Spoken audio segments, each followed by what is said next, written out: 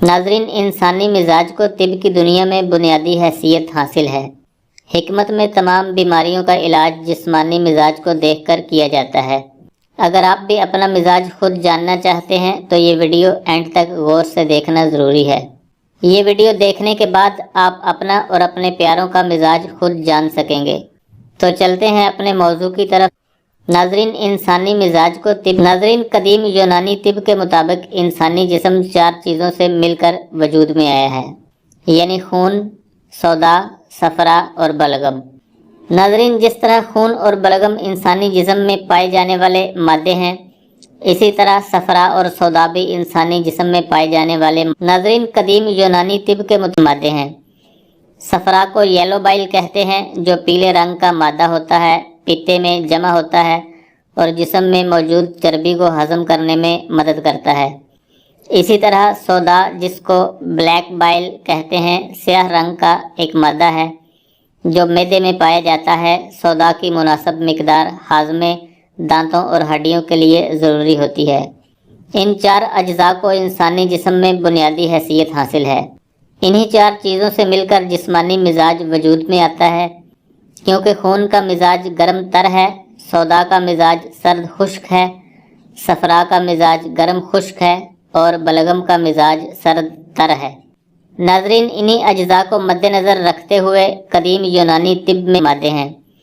صفرا کو یلو بائل کہتے ہیں، جو پیلے رنگ کا مادہ ہوتا ہے۔ میں 4 جسمانی مزاج طے کیے گئے ہیں۔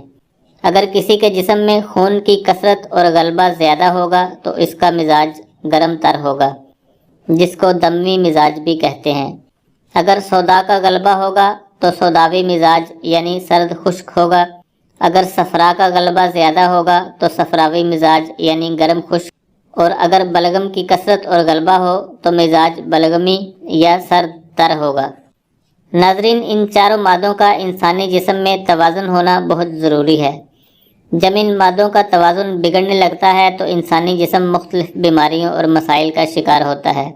اب ذکر کرتے ہیں سب سے اہم سوال کا کہ ایک عام آدمی کو کیسے پتہ چلے گا کہ انہیں 4 جسمانی مزاج طے کیے گئے ہیں۔ اگر کسی کے جسم میں خون کی اس کا مزاج کیا ہے؟ تو آج میں آپ کا یہ مسئلہ بھی حل کیے دیتا ہوں۔ اپنے مزاج کو جاننے کے بہت سے طریقے ہیں، جن میں 2 طریقے سب سے آسان ہیں۔ ایک ہے علامات کے ذریعے، دوسرا ہے خوراک کے ذریعے۔ ناظرین، علامات کے طریقے کو تفصیل سے بیان کیے دیتا ہوں، جبکہ خوراک کے طریقے کو جزوی بیان کروں گا۔ اس کا مزاج کیا ہے؟ تو آج میں ناظرین، دموی مزاج یعنی گرم تر مزاج کے افراد میں مندرجہ ذیل علامات پائی جاتی ہیں۔ مسوڑوں سے خون آنا، نکسیر یعنی ناک سے خون جاری ہونا، جلد اور زبان کا رنگ سرخی مائل ہونا، نیند اور غنودگی زیادہ ہونا۔ سوداوی مزاج یعنی سرد خشک مزاج کے افراد میں مندرجہ ذیل علامات پائی جاتی ہیں۔ جلد کی رنگت سیاہ، جسم کمزور اور لاغر، نیند کا نہ آنا، منہ، ناک اور جسم میں خشکی، تنہائی پسندی اور خوف، نبض ڈوبی ہوئی اور آہستہ۔ ناظرین، صفراوی مزاج یعنی گرم خشک مزاج کے افراد میں مندرجہ ذیل علامات پائی جاتی ہیں۔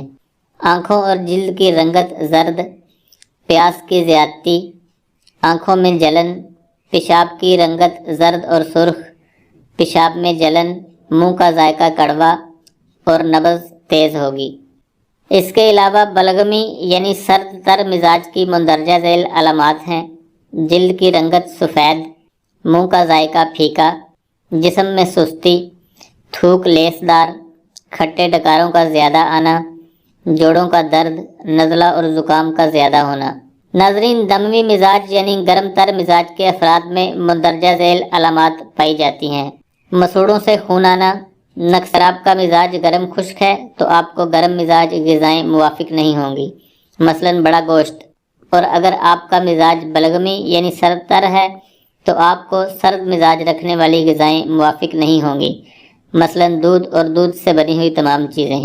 اس طرح آپ دوسری غذاؤں سے بھی اپنے مزاج کا بخوبی اندازہ کر سکتے ہیں۔ اگر آپ کا مزاج گرم خشک ہے تو آپ کو